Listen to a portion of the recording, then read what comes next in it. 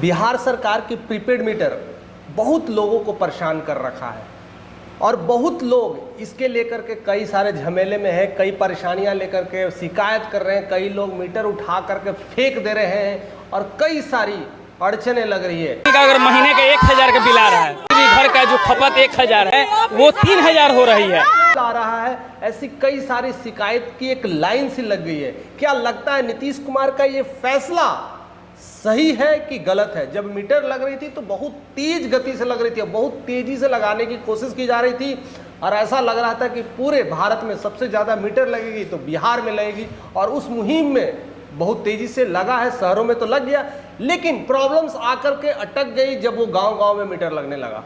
अब गांव में लगने वाले गांव की बिजली बिल बहुत कम होती थी, कई लोग कम यूज करते हैं, लेकिन अचानक से मीटर लगने के बाद स्मार्ट मीटर कन्वर्ट होती हैं, बिल डबल। अब डबल बिल आने के बाद सबसे बड़ी समस्या है कि इसमें आप प्रीपेड है, अगर आप रिचार्ज नहीं कराएं तो बिजली गुल यानी अंधेरा कायम। अब बहुत सारी समस्याएं शुरू हो गई है कि इसे रिचार्ज कैसे किया जाए, कैसे लोग गांव-गांव में अभी इतने एडवांस नहीं हो गए हैं कि वो खुद से रिचार्ज कर पाएँ और कैसे कर पाएँ, और उसमें भी बिजली बिल ज़्यादा और कब कट जाएगा इसका कोई भरोसा नहीं है, कितना का रिचार्ज किया जाए। काफ़ी सारी समस्याएं बनी हैं। इसको लेकर के आरजेडी पूरी तरह से एक नई मुहिम बना रही है, एक नई षड्यंत्र, उसके खिलाफ हम सब लोग जो है आंदोलन करने जा रही है। बहुत सारी चीजें चेंज होने वाली। आज से एक रैली निकल रही है और उसमें स्मार्ट मीटर हटाने की मांग कर रही जा रही है, क्योंकि स्मार्ट मीटर ने कई लोगों को अंधेरे में रख दिया है और कई लोगों को ऐसे बेजगह बेजुबानी वाला जगहों में डाल दिया है, यानी अंधेरा में डाल दिया है।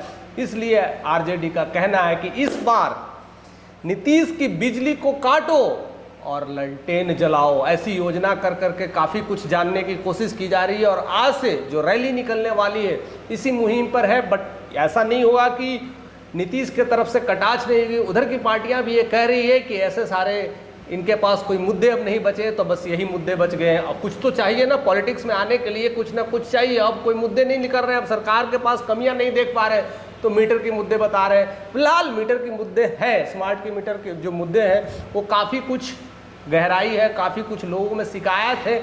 कई लोगों चीज़ों को जान नहीं पाए कि मीटर को कैसे इस्तेमाल करना है, क्या करना है, ये भी बड़ा प्रॉब्लम्स है।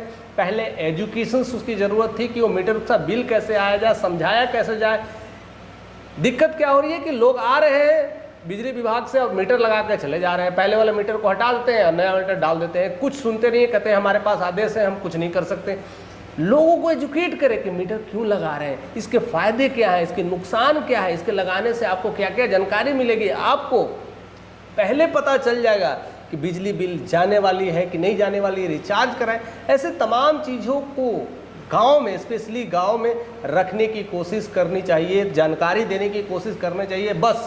बस मीटर लगा दिए, मीटर लगाने की मुहिम में बहुत तेज़ी से काम हो रहा है। अब इसको लेकर के ये शिकायतें चल रही है, उसकी शिकायती की झड़ी इतनी लंबी हो गई है, कई जगह तो इतनी आक्रोश फैले कि मीटर उठा करके फेंक दिए हैं। कई लोग तो लगाने की कोशिश भी नहीं कर रहे हैं। बट विपक्ष का यह दावा है, जिस तरह से आज उन्होंने रैली की आगाज़ कर दिया है और उस आगाज़ में उनका यह कहना है कि ये जितने भी जो नीतीश वाले ग्रुप हैं, जितने भी जेडी वाले ग्रुप हैं, या तो इंजीनियर से मिल चुके हैं या वैसे कई सारी कंपनियों से मिल करके ऐसे बड़े बड़े घोटाले को अंजाम दे रहे हैं जिसकी अंदाज़ा नहीं लगा जा सकता। अगर एक मीटर पे भी अगर 100-200 रुपया भी अगर महीने के बिल अगर मार लेते हैं तो इतने सारे मीटर लगे हैं, तो अगर देखा जाए तो करीब महीने का 300 करोड़ का बड़ा घोटाला है जो दिखाई नहीं दे रही है। और इसको लेकर करके सरकार ने पूरी तरह से आज रैली अपनाने की कोशिश कर रही है और नीतीश को घेरने की कोशिश कर रही है।